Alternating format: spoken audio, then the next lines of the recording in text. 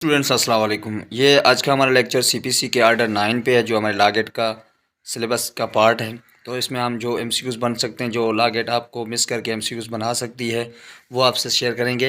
अगर आपको वीडियो पसंद आ जाए तो वीडियो को लाइक और चैनल को लाजमी सब्सक्राइब करना। और जिसको लागेट की प्रिपरेशन करनी है तो हमारे चैनल पे बिल्कुल आप फ्री में प्रिपरेशन कर सकते हैं। और अगर ये आपको पीडीएफ नोट्स चाहिए तो नीचे मैंने व्हाट्सअप नंबर अपनी डिस्क्रिप्शन में दे रखा है और ऊपर आपको व्हाट्सअप नंबर भी शो हो रहा होगा। तो इस पे आप मुझसे रब्ता करके ये आप पीडीएफ नोट्स हासिल कर सकते हैं और अपनी मॉक टेस्ट में आप भी हिस्सा ले सकते हैं। उसकी 1000 फ़ीस है। तो ये आप अपने लिए 1000 पे कर रहे हैं कि क्योंकि आप पीडीएफ में कन्वर्ट करने के लिए सारे आप लागेट का सिलेबस आपको 1000 में हम पीडीएफ में कन्वर्ट करके दे रहे हैं। तो और उस साथ में आपसे मॉक टेस्ट वीकली और मंथली कंडक्ट कर रहे हैं ताकि आपकी जो लागेट की प्रिपरेशन है वो अच्छे से अच्छे हो सके। तो हम अपनी वीडियो को स्टार्ट कर लेते हैं। जो सबसे पहला इसका जो रूल है, उसमें जो सबसे एमसीक्यूज बन सकते हैं, कौन सा वर्ड मिस कर सकते हैं, तो वो है defendant to appear. To appear को आपको वर्ड याद रखना है। And answer the party shall be attendants. तो जो ये आपको वर्ड याद रखना है। उसके बाद कोड हाउस इन पर्सन और बाय देयर रेस्पेक्टिव लीडर्स, ये वर्ड मिस करके आपसे एमसीक्यू पूछा जा सकता है। उसके बाद ए future day fix by the court, ये आपको मिस करके पूछा जा सकता है। उसके बाद रूल नंबर 2 है, उसमें इनकॉन्सिक्वेंस आपको वर्ड याद रखना है जो मिस करके पूछा जा सकता है। और उसके बाद the suit be dismissed, the suit be dismissed, ये आपको वर्ड मिस करके पूछा जा सकता है। उसके बाद इसमें allowed to appear by agent, ये भी आपको वर्ड मिस करके पूछा जा सकता है। उसके बाद रूल 3 में an order that the suit be dismissed, ये वर्ड पूछा जा सकता है। उसके बाद रूल 4 आ जाता है, उसमें subject to the law of limitation, ये वर्ड भी मिस करके आपसे एमसीक्यूज पूछा जा सकता है। उसके बाद apply for an order to set dismissal aside, तो ये आपको वर्ड मिस करके एमसीक्यूज पूछे जा सकते हैं। उसके बाद an order setting aside the dismissal, ये वर्ड आपको याद रखना है। उसके बाद appoint a day for proceeding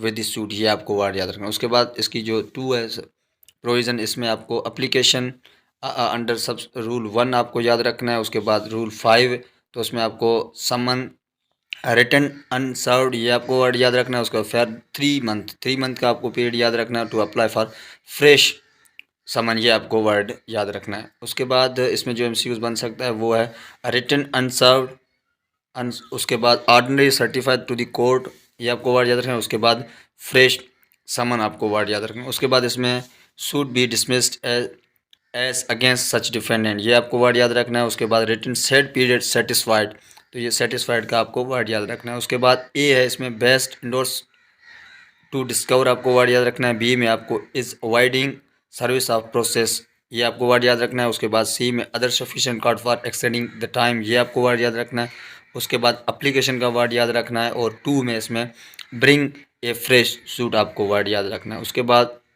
इसमें रूल 6 आ जाता है, उसमें आपको वर्ड याद रखना है। ए में प्रोसीड एक्स पार्टी और विदाउट रिकॉर्डिंग एविडेंस, आपको वर्ड याद रखना है। बी में आपको डायरेक्ट ए सेकंड समन और ऑन द डिफेंडेंट, ये आपको 2 वर्ड याद रखने हैं। सी में आपको but not to sufficient time, ये आपको वर्ड याद रखना है। उसके बाद पोस्टपोन आपको वर्ड याद रखना है। द कोर्ट शल पोस्टपोन का आपको वर्ड याद रखना है। उसके बाद सेकंड में इसमें आ जाता है was not served in sufficient time, was not served sufficient time आपको वर्ड याद रखना है। उसके बाद पे द कॉस्ट, ये आपको वर्ड याद रखना है। उसके बाद रूल 7 आ जाता है, उसमें आपको वर्ड याद रखना है। Assign good cause for previous non appearance, आपको वर्ड याद रखना है। उसके बाद court directs as to cost और अदरवाइज, ये आपको वर्ड याद रखना है। उसके बाद अपीयर्ड वर्ड याद रखना है। If he had appeared on the fixed date and his appearance. उसके बाद रूल 8 आ जाता है। रूल 8 में आपको वर्ड सूट बी डिसमिस्ड आपको वर्ड याद रखना है। उसके बाद unless the defendant admits the claim आपको वर्ड याद रखना है। उसके बाद decree against the defendant upon such admission, ये आपको वर्ड याद रखना है। उसके बाद admitted shall dismiss the suit, ये आपको वर्ड याद। उसके बाद रूल 9 आ जाता है।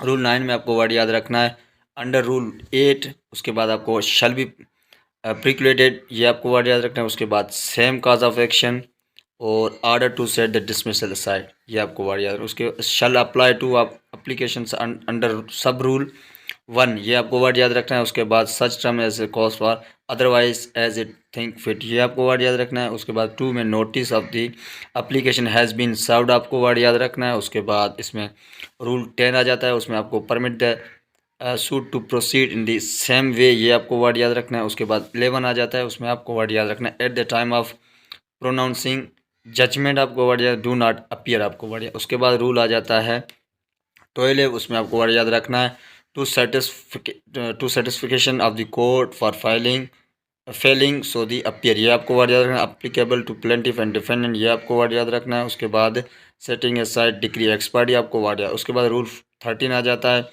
He may apply to court, आपको वर्ड याद रखना है। उसके बाद the court that the summon was not duly serve, ये आपको वर्ड याद रखना है। और payment into court or otherwise as it think fit, ये आपको वर्ड याद रखना है। With the suit day for proceeding with the suit, ये आपको वर्ड याद रखना है।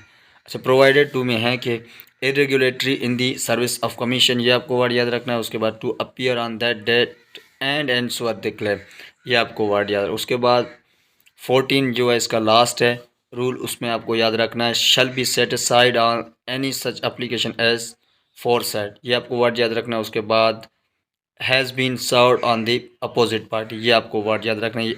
आज का लेक्चर हमारा सेक्शन और रूल 1 से लेकर 14 तक ऑर्डर 9 का था। तो आई होप कि आपको वीडियो पसंद आए, तो वीडियो को लाइक और चैनल को लाजमी सब्सक्राइब कर लें ताकि आप लागेट की बिल्कुल फ्री में यहाँ पे प्रिपरेशन कर सकें।